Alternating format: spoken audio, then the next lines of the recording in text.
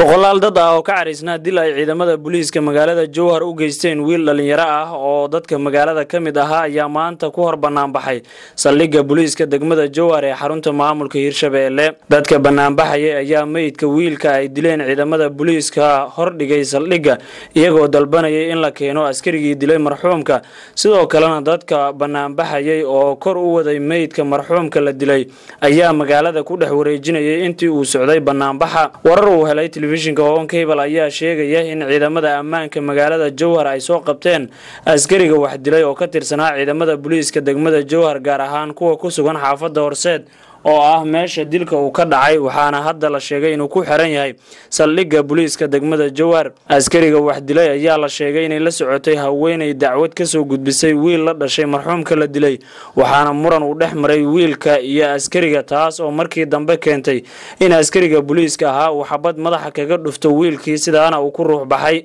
Mas'uuliyiinta maamulka Hirshabeelle iyo kuwa gobolka Shabeellaha Dhexe ayaan wali ka hadlin arrintan, mana ahan markii ugu horeysay ee askari ka tirsan ciidamada booliiska degmada Jowhar uu magaalada ku dhex dilo qof shacab ah, waxaana jirtay bishii hore askari sidan oo kale xaafadda Horseed ugu dilay qof shacab ah, sidoo kalena dhaawac u geystay haweeney la dhalatay marxuumkii uu dilay. Dilalka ay geysanayaan ciidamada booliiska ee degmada Jowhar ayaana muddooyinkii u dambeeyay ku soo badanaya magaalada iyadoo ilaa ay hadda aanan waxba laga qaban.